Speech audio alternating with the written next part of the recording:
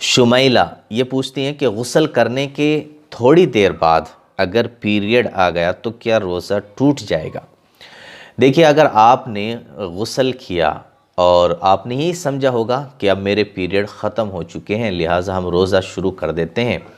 आपने रोज़ा शुरू कर दिया, सहरी वग़ैरह खा ली और उसके बाद में जो है जैसे आपका रोज़ा शुरू हुआ, फिर आपने बाद में गुस्ल किया जैसे कि आपने लिखा है। उसके बाद फिर पीरियड का खून आपको महसूस होता है कि भाई फिर खून आया है, तो यही समझा जाएगा कि जो आपका पीरियड का खून था वो अभी मुकम्मल तरीके से ख़त्म नहीं हुआ, आपके पीरियड अभी ख़त्म नहीं हुए और ये जो खून है ये भी पीरियड ही का खून है। लिहाजा अब आपका जो ये रोज़ा आपने शुरू किया था ये रोज़ा आपका ख़त्म हो जाएगा। तो जिस तरीके से पीछे के रोज़े जो आपने पीरियड की वजह से छोड़े थे उनकी क़ज़ा आपको रमज़ान के बाद में करनी होगी। इसी तरीके से ये रोज़ा भी आपका ख़त्म हो चुका है क्योंकि अभी आपकी पीरियड ख़त्म नहीं हुए, तो इस रोज़े की क़ज़ा भी जो है आपको ईद के बाद में करनी होगी।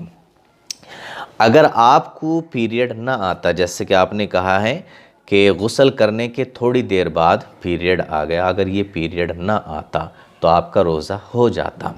इसलिए कि सहरी के वक्त में ये मसला जहन नशी कर लें कि सहरी के टाइम में अगर आप नापाक हैं, यानी कि आपने गुस्ल वग़ैरह नहीं किया है और आप सहरी खा लेते हैं तो आपकी सहरी हो जाती है, रोज़ा भी हो जाता है।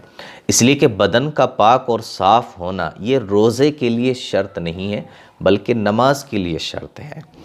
अलबत्ता आपकी नमाज तो नहीं होगी, अगर आप गुस्ल नहीं करेंगे आपकी नमाज तो नहीं होगी, लेकिन अगर आप बग़ैर गुस्ल किए हुए, बग़ैर नहाए हुए आप सहरी खा लेती हैं और रोज़ा शुरू कर देती हैं तो आपका रोज़ा शुरू हो जाएगा, नो प्रॉब्लम।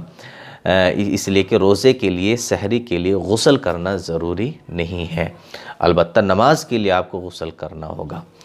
तो ये जो मसला आपने पूछा है कि हमने रोज़ा शुरू कर दिया था और फिर बाद में जब जैसे मैंने गुस्ल करना शुरू किया तो फिर से पीरियड का खून मैंने महसूस किया, तो इससे जो है आपका वो रोज़ा नहीं रहेगा, टूट जाएगा, ख़त्म हो जाएगा और यही समझा जाएगा कि आपका जो पीरियड है वो अभी ख़त्म नहीं हुआ है, वो बदस्तूर चल रहा है।